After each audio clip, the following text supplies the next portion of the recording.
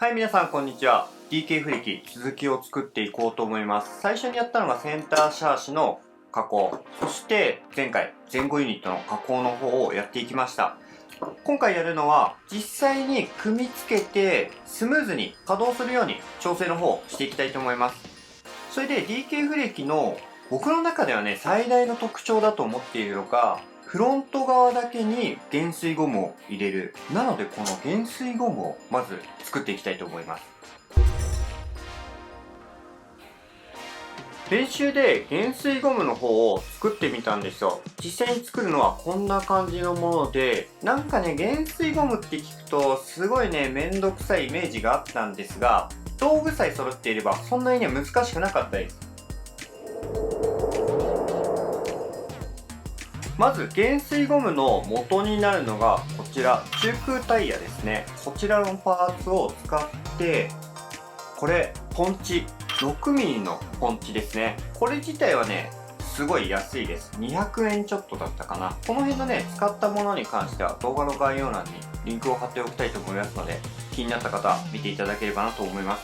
こちらのポンチと、これがねちょっと手に入りにくいかな。タミヤのモデラーズポンチのビット 3.5mm のものになります。このね安いポンチっていうんですかね、これだとね 3.5mm っていうのが僕はね見つけられなかったんですよ。 DK サーキットさんでもこちらのタミヤのポンチを使っていたので、僕もこれ入手しました。これはねちょっと高いんですけれども、言っても780円、それぐらいの値段です。どちらかというとね、売ってるところが少なかったですね。あとはね、こんな感じの木の板。ちょっとね、もう僕も結構使ってるんで、すごい汚いですけど、こんな感じで中空タイヤを切って、ここにちょうど練習用で開けた穴があるんですけれども、こんな感じでね、少し置いて、あとはこの 6mm のポンチで一回抜き取っていきます。もうこれはね、ぐっとね、押して型を抜く感じですよね。ちょっと力の方がいるんですけれども、一発でね、抜けないと、また位置をね、合わせるのが大変なんで、ここね、なるべく一発でいきたいんですよね。この辺ね、もっといいポンチ使えば、サクッと切れるのかもしれないんですが、これはね、ちょっとね、力がいります。あとね、くるっと回したりしてね。あ、もうね、だいぶ取れてましたね。心配性だから、すごい力でね、押すんですよ。もう抜けてなかったら嫌だなっていうので。そうすると、こんな感じで丸く中空タイヤを切り取ることができます。それで、あとは、もうね、大体でいいということなんで、大体この真ん中ら辺、タミヤのモデラーズポンチの 3.5mm で今度は穴を開けていきます。抜くとこんな感じになって減衰ゴムが完成。いや、めちゃくちゃ楽ですよこれ。ちょっとね形の方がね、僕の場合はねいびつになってしまうんですが、まあ大体でいいっていうことなんで多分問題ないのかなと思います。この減衰ゴムをこのフロントのユニット、穴を拡張したところにこんな感じでね入れていくんですよ。これを2つ作っていきます。今回は練習用で作ったやつがまあ普通に使えそうなので、これをね入れて組み付けの方をしていきたいと思います。次はフレキで使うバネの加工なんですが、 TK フレキはフロントが減衰ゴムを入れて、さらにバネの加工もしてあります。それね、使うバネがちょっと特殊で、こちらタルバネと呼ばれているもので、これがねなかなか手に入りにくいパーツかなと思うんですよ。普通にね売ってないんですよね。これね弾丸レーサー用のスプリングなので、ミニ四駆をわりかし力を入れている模型店さんとかだったらカスタマーから取り寄せてこのパーツだけで売っていることがあるんですが、なかなかね Amazon とかそういった通販で手に入るかというと難しいかなと思うんですよね。割高でねちょっとプレネみたいな感じで売ってはいるんですが、実際いくらだったっけな、そんなにね、高くない。300円ぐらいだったっけな。ちょっと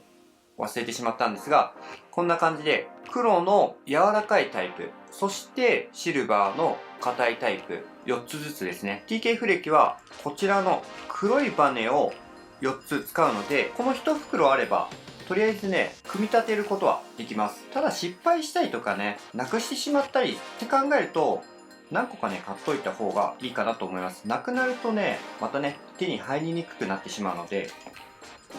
実際に袋から出したものが、こんな感じですね。ちょっとね、ほこりかぶって汚いんですが、こちらのタルマネの、まず加工の方をしていきます。リア側はそのまま使うので、フロント側だけですね。バネを一巻きだけ切っていくということなんで、今ね、こんな感じ。切ってないとね、樽みたいな形なんですよね。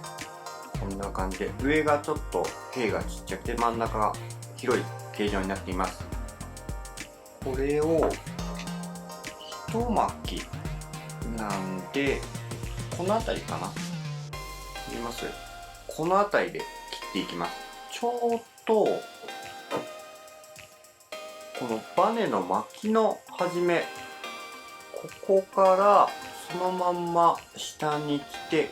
ここですね、この部分でカットしていきます。そうするとこんな感じ。カットしてないのと比べるとこんな感じ。このカット自体はもうね、普通のなんか安いニッパーで全然簡単に切れてしまうので、100均とかでも全然いいと思います。ただプラスチック用のね、こういったニッパーで切ると刃はね、すぐボロボロになってしまうと思いますので、別でね、用意した方がいいと思います。こんな感じでもうすぐ切れてしまいますね。で、これをこの中に入れていくんですが、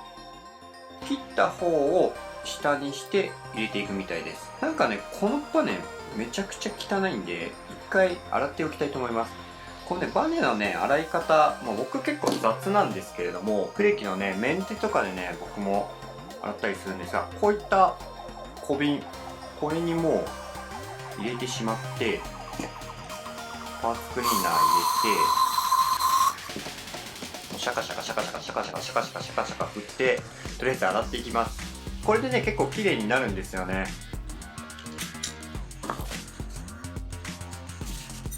こんな感じ。もうね、ピカピカになります。頑固なグリスとかだったら、丸1日ぐらいね、シャカシャカ振った後置いておけば、結構ね、綺麗になります。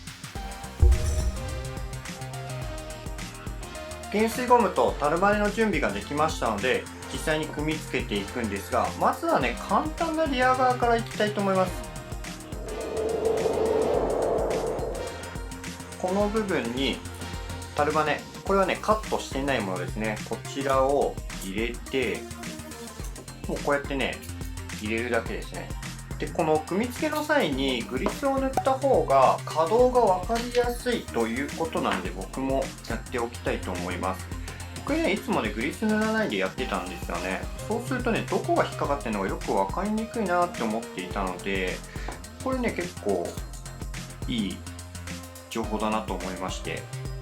ぜひね、皆さんもやっていただけたらなと思います。こんな感じで、適当にフッ素グリス、何でもいいと思うんですよね。粘土が硬すぎるグリスだと可動がね、しにくかったりするんで、この辺はね、柔らかめのものがいいと思います。こんな感じで、そういったところに実際にグリスを塗っといて、組み付けの方をしていきます。これでね、入れるともうフレキっぽい動きします。間違えた。フロント側にリアユニットをつけてましたね。ちょっとね、これやっぱりね、慣れてないというか、見られないから、間違えちゃいますね、このセンターユニットだけになると。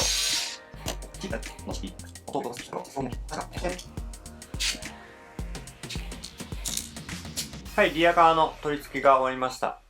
こんな感じ。どっかね、引っかかるところがあるんですよ。で、だいたいこの時は中のこの辺のね、出っ張りがまだ取り切れてなかったりとか、あとはこの軸が通るところ、ここの穴が引っかかってるっていうんですかね、うまく真ん中を通ってなくて引っかかってる場合とかも、穴と軸が擦れて動きが悪かったりします。あとはね、この軸系のところ、ここがうまく取り切れてないと引っかかったりするんですよね。なんかこれはね、多分ここら辺の削りが甘いから、これが上の方に行った時に当たって引っかかってしまう感じだと思うんですよね。なのでこの辺ね、後で綺麗にユニットの軸受けの周り削って整えておきたいと思います。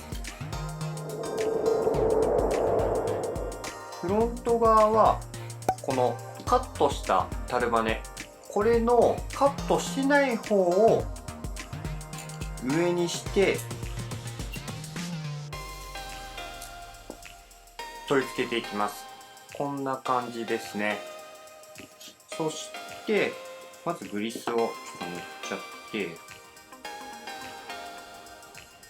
このユニット側に減水ゴムを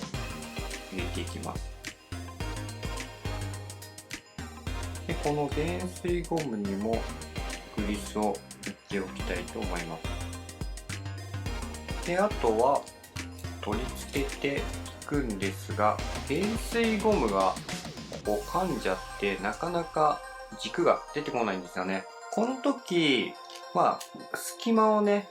使ってこう減水ゴムをこう押し込んで入れていけばできないことは全然ないです。あとはこの軸を 4mm スペーサーとかで伸ばしちゃって、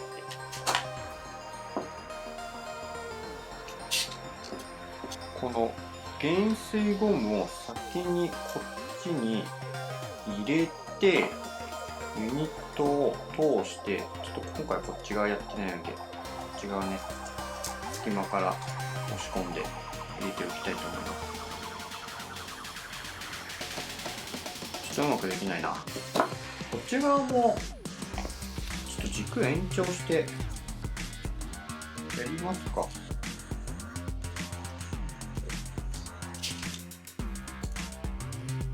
こんな感じで先に減水ゴムを入れて、あとはユニットを入れて押し込むとシャーシ側の軸が出てきます。この軸が出てきたらこっちのスペーサーを外していくと簡単にね取り付けの方ができます。ただこのスペーサーを取り付けるっていう手間がね、僕意外にねめんどくせえなって思っちゃって、さっきね無理やり行こうとしたんですが、そっちの方が時間がかかりそうな感じがしたので、もう素直にね両方やりました。どうしてもね楽したいなって思っちゃうんですよね。早くこういう急がば回れではないですけれども、そんな感じでねゆっくり作業の方をしていただければなと思います。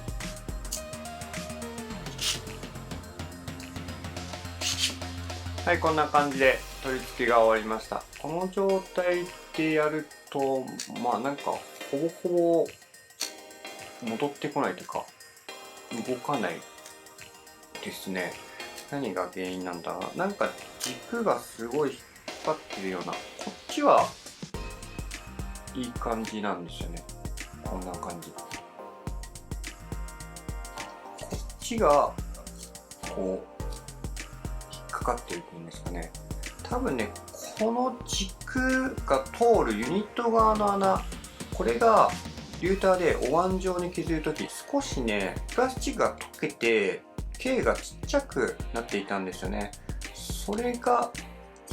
引っかかってるのかな。少し径の方は拡張し直したんですがまだ甘かったのかもしれないです。こんな感じで引っかかってますね。DK フレキはこちらの強化ギアカバーを使うみたいなんですよね。これが強化ギアカバーで、これがノーマルギアカバー。比べてみるとこんな感じ。まず大きく違うのが取り付け方法。こちらのノーマルギアカバーはこうやってはめ込むタイプなんですよね。なのでモーターの交換とかすごい楽なんですよ。僕のメインマシンはこちらのノーマルギアカバーを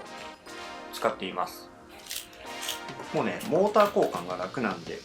で、強化ギアカバーはこうやってはめてビスなりナットで固定するタイプですね。モーターを交換するときにこのね、4つのナットを取るっていうのがすごい手間でね、僕はね、こちらのノーマルギアカバーを使っていたんですが、TK フレキはこちらを使うということなんですね。この脱着の方法以外にも、まず、強度面ですよね。ノーマルね、結構ぐにゃぐにゃなんですよ。こっち結構硬い。そして、これはね、有名なんですが、どこでだっていう話ですけど、微妙に長さが違うんですよね。ここの長さが微妙に違って、この長さが違うと、いわゆるフレキの場合だと、このユニットの位置がこういう風に詰まるのか広がるのかとで変わってくるんですよ。この微妙な違い結構重要で、僕の場合はノーマルギアカバー、こちらの方が狭いのでギアが詰まってしまうんですが、詰まらないように加工の方をして取り付けています。強化だと多分その辺やらなくてもいいのかな。ちょっとその辺実際にタイヤとかギア取り付けて駆動を見ていかないとわからないんですが、そういった面では詰まりにくいギアカバーなので、フレキに関して言うと駆動は良くなりやすいのかなと思います。あくまでもね、個人的な意見なんで参考にしていただければなと思います。で、こちらの強化ギアを使うということで、こんな感じで、この電池押さえとか入れれば一応固定の方はできますね。これを入れて、あとは見てみる。こんな感じ。もう戻んないですね。なんかどっかすごい引っかかってますね、これ。カチカチカチカチ言うんで、リア側はこの軸受けと多分センターシャーシ加工した時にここに少しまだ段差が残ってるんですよね。これがね、ギアカバーの大体この辺りとかかな、この辺りとかに、この辺ですね、この辺に引っかかってしまってるんだと思います。なのでもう少しセンターシャーシのギアカバー、こちらの擦れる部分削ってリア側は調整すれば多分ね、スムーズに動いてくれると思います。そしてフロント側、もうフロント側戻んないですね。この戻んないは先ほども言ったシャーシの軸とユニットの穴のここの部分が強く擦れてしまって止まってしまうんだと思うんですよ。で、こっちがわりかしスムーズだったこっち側は、こんな感じでしっかり戻るので、これは一旦この軸とユニットの穴の方、クリアランスを調整してもう一度組み付けて見ていきたいと思います。この部分も、ギアカバーのところも若干引っかかってるような感じがするので、このギアカバーのシャーシの方ですね、ここももう少し落としていきたいと思います。ちょっとね、この辺は時間がかかると思うので微調整して再度ご紹介していきたいと思います。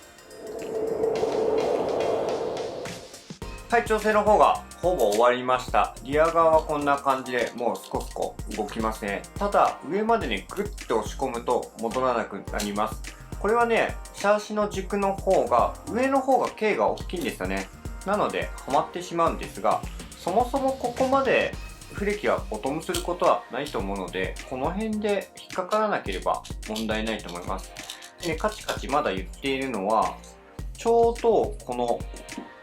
ギアカバーとシャーシのギアカバー、この辺がね少し引っかかるんですが、多分これはね走らせていけば馴染むかなと思います。ここちょうど R にこういう風に曲がってるじゃないですか。ここの処理結構重要ですね。こっち側で言うとこの部分に当たるんですけれども、ここですね。こことここがこことここに当たって引っかかってしまうことが多いです。ちょっとね、気持ち大きめにここは削ってもいいのかな。こんな感じがします。で、フロント側はね、実はこんな感じで戻んないんですよ。ただギアカバーを外せば全然スコスコこんな感じ戻るんですね。こっちもグッと上まで上げると戻らなくなります。ただここまでの状態だといい感じにね動くんですよ。ただギアカバーをすると戻らなくなる。でね、ちょっと気になって、じゃあノーマルギアカバーにしたら大丈夫なのかな。こっちの方が幅が狭いって先ほどお伝えしたんですが、こっちだとこんな感じ戻るんですよ。わかります？これが強化だと戻らないんですよ、ここで。ただノーマルだと戻るんですよ、結構いい感じに。やはりね、ノーマルと強化ギアカバー形状が微妙に違うんですよね。これでね、すごい分かりやすいなと思って今回ちょっとやっていて気づいてしまったんで、皆さんにご紹介させていただきました。あとね、これ動くようにね、もう少し多分ね、ここの段差がね引っかかってるんだと思うんですね。あとこの辺とかもまだ少し残ってる部分があるので、この辺きれいに仕上げて多分大丈夫だと思います。それではやっていきたいと思います。はい、フロント側の調整が終わりました。こんな感じでしっかり動くようになりました。センターシャーシのギアカバーの方をきれいに整えれば動くかなと思ったんですが、動かなかったですね。いや、なんでだろうなって考えて、TKF 歴の特徴、フロントユニットがボトムするとスラストが入るという特徴があるんですが、フロントユニットがボトムするとこうですよね。なんとなく今ちょっとかかってるような動きしましたね。こういう風になってボトムしていくんですが、そうなるとこの軸に対してちょっとこういう風に極端に言うとこっち側がスラストがかかるんで下がる。そうするとユニットの穴自体が軸にこう押し付けられるような形で上に上がっていくというのが一つ原因と、あとこっち側のこの壁ですよね。壁も極端に言うとこういう風にね、こういう風に上がっていくんで、どんどんここの軸とこの壁のところ、こういう風に斜めにこう上がっていくような感じっていうんですかね、どんどん狭くなってしまうので、ある程度いくとなんていうんですね、噛んでしまうっていうんですかね、そんな感じの動き、それで止まってしまうじゃないのかと考えて、この壁の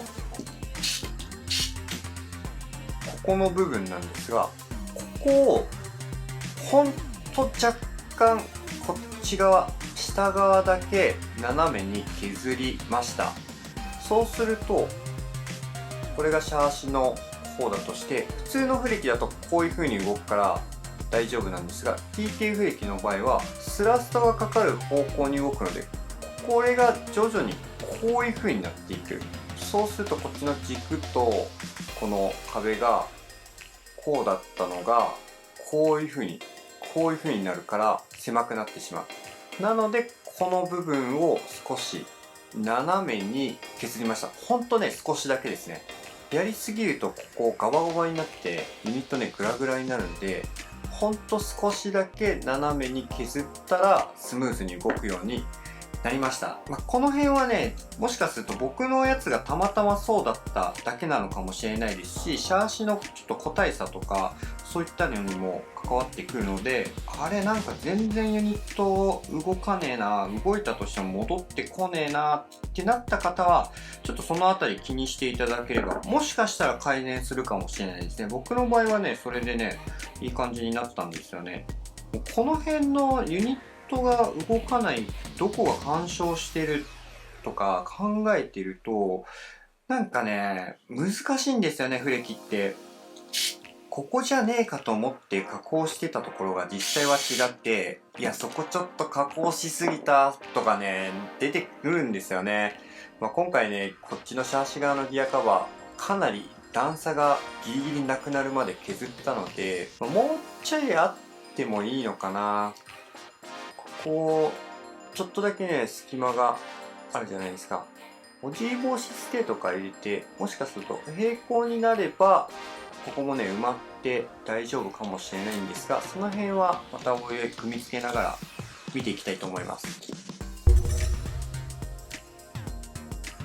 今回は減水ゴムを作ってタルバネを使用して実際にこうフレキの形にしてみました。あとはね、スムーズに動くように調整していったんですが、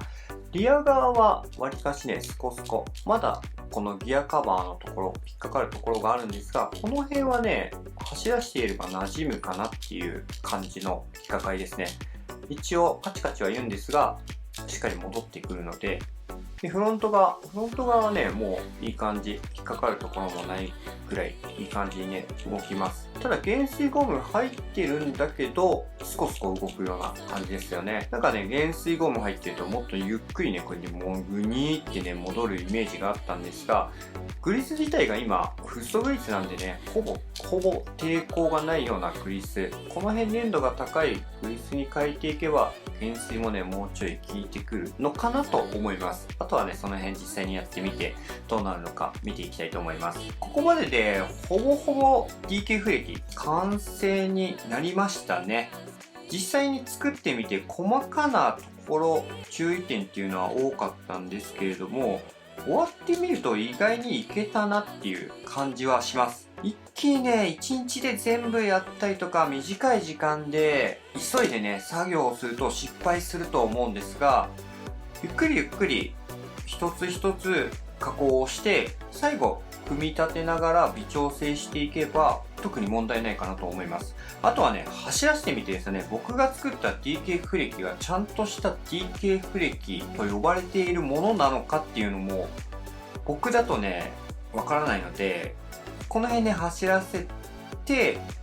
さらに確認していきたいと思います。次回はね、何やろうかなと思ったんですが、DK サーキットさんのその DK フレキの動画見ていたら、どうやら橋渡しするのかなと思ったので、次回橋渡しやってみたいと思います。あんまり僕ね、橋渡ししてないからちょっと苦手意識があって、僕のメインシャーシも軽量シャーシ使っているんですが、橋渡しね、してないんですよね。もう素直にシャーシ壊れた時にまた加工するのちょっとめんどくさいなって思っちゃって、なかなかね、なんかね、橋渡しした方がシャーシ自体長持ちするっていうのはよく聞いたりとか言われたりするんですけれども、いやなんかね、あそこをね、まっすぐ綺麗に毎回切るっていうのね、ちょっと億劫だなと思っていたんですけれども、今回はね、せっかくなんでチャレンジしていきたいと思います。それでは最後まで見ていただきありがとうございます。この動画が良ければグッドボタン、そしてチャンネル登録もしていただけたらありがたいなと思います。